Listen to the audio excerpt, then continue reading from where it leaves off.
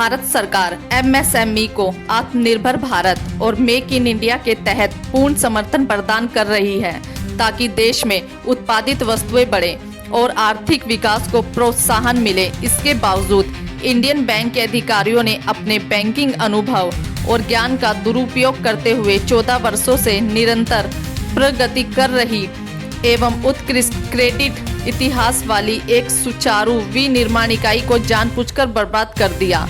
अधिवक्ताओं, मूल्यांकनकर्ताओं एवं अन्य अधिकारियों की मिलीभगत से एक गिरोह बनाकर माननीय DRT न्यायालय में झूठे एवं मनगढ़ंत दस्तावेज प्रस्तुत किए गए। बैंक बदलने हेतु प्रलोभन तथा 10 करोड़ की सुविधा का झूठा आश्वासन दिया गया।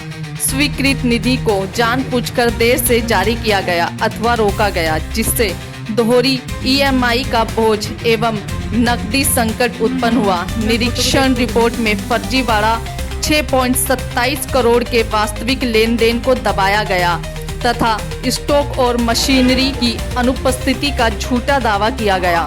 संपत्तियों की औपचारिक नीलामी औने पौने दामों पर की गई। व्यक्तिगत दस्तावेजों व सामान का गलत उपयोग किया गया। दंडात्मक ब्याज दर 29.25% तक थोपकर बकाया राशि को अनुचित रूप से बढ़ाया गया और लगभग 14.39 करोड़ मूल्य की चल संपत्तियों को जबरन रोककर उन्हें कबाड़ घोषित करने का प्रयास किया गया।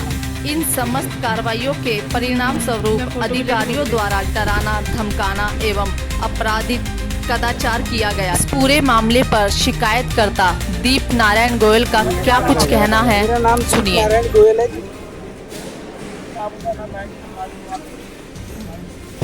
सर, मेरा MSME यूनिट है सर इंडस्ट्रीज के नाम से, जो कि 14 साल से यूनिट चल रहा है 2010 से। अभी हम 2023 में इंडियन बैंक में उनके कहने पर आए थे। इसमें हम एक्सपेंशन कर रहे हैं और जिसमें हम प्रोडक्ट बनाते हैं रिमोट कंट्रोल से रिलेटेड, जो कि सीधा चाइना से जो इंपोर्ट हो रही है उसको रोकते हैं और आत्मनिर्भर भारत को सपोर्ट करते हैं। इंडियन गवर्नमेंट MSME को पूरा सपोर्ट कर रही है, लेकिन इंडियन बैंक किस तरह से सरफेसी एक्ट का मिसयूज करके MSME को बर्बाद करने में लगा हुआ है, ये उसकी पूरी एक स्टोरी बनाई है। उन्होंने 2023 में इंडियन बैंक ने हमारा लोन टेक ओवर किया HDFC से। हमारी 14 साल की क्रेडिट हिस्ट्री है, जिसमें कि कोविड के दौरान भी हमारा कोई डिले नहीं है। हमने 6 साल के अंदर 22 करोड़ 8 लाख रुपए GST आउटपुट पे किया है और इनकम टैक्स पे किया है 68 लाख रुपए और 2 करोड़ 19 लाख रुपए वेजेज और सैलरी के पे किए।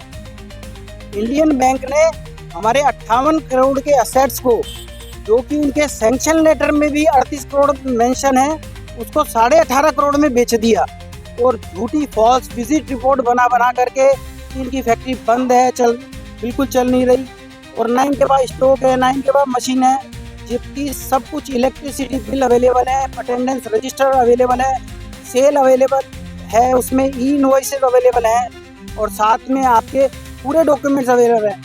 उसके बावजूद भी इंडियन बैंक इस तरह की चीज़ें कर रहा है अपने पर्सनल इंटरेस्ट को पूरा करने के लिए।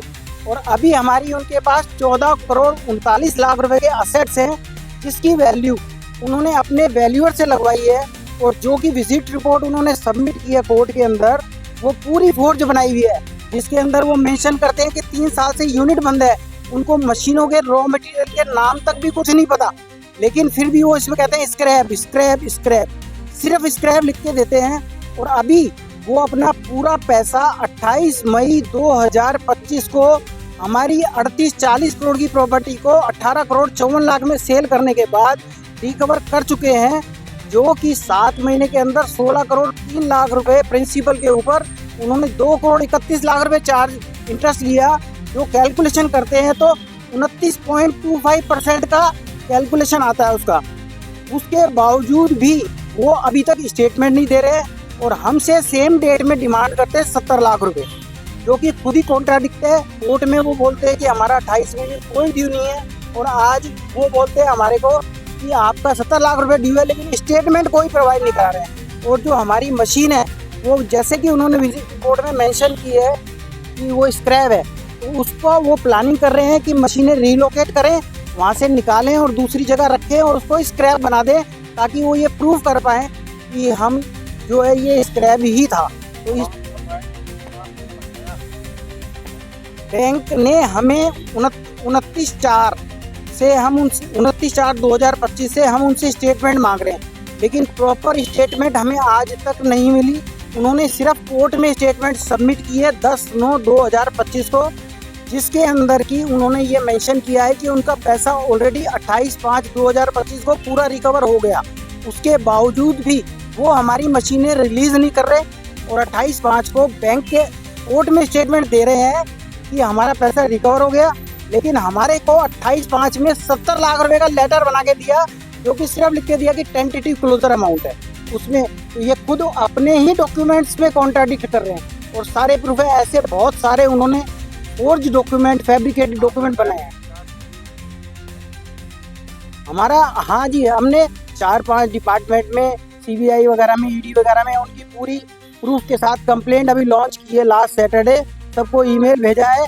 लेकिन हमारी ये रिक्वेस्ट है कि अगर इस पे कोई जल्दी से एक्शन नहीं हुआ, क्योंकि हमारे बिजनेस में हमारे पास बहुत स्कोप है, हमें कोई फाइनेंशियल लॉस नहीं है, हम सिर्फ बैंक की कॉन्स्पिरेसी के कारण अपने बर्बाद हो रहे हैं और हमें कोई कहीं से भी कोई सपोर्ट नहीं मिल रहा, जो कि इंडियन गवर्नमेंट MSME को उठाने के लिए इतना प्रयास कर रही है। 10 करोड़ तक की वो आपको लिमिट दे रही है कोलेटरल फ्री, जिससे कि आप बिजनेस बढ़ाएं, एम्प्लॉयमेंट जनरेट करें। लेकिन दूसरी तरफ बैंक ये देखता है, अपना प्रोफेशनल इंटरेस्ट पूरा करता है और ये देखता है कि अगर इनकी प्रॉपर्टी 60 करोड़ की है तो उसको कैसे बेच के 13 करोड़ में बेच के, 18 करोड़ में बेच के अपना पूरा इंटरेस्ट कैसे करे और अपने प्रॉफिट को कैसे बनाए, ना कि वो गवर्नमेंट को सपोर्ट करे या MSME को सपोर्ट करे। पूरा 14 साल का हमारा रिकॉर्ड है, आज तक हमारे पास किसी भी साल में कोई फाइनेंशियल ईयर में कोई लॉस नहीं है। और जो हम प्रोडक्ट बनाते हैं वो हमारे प्रोडक्ट बिल्कुल ऐसे हैं जो सीधा ही इंपोर्ट को काटते हैं, क्योंकि सारा रिमोट कंट्रोल जितना भी है वो सारा चाइना से ही इंपोर्ट होता है। और ये आत्मनिर्भर भारत में एक बहुत बड़ा सपोर्ट है और MSME में बहुत बड़ा सपोर्ट है।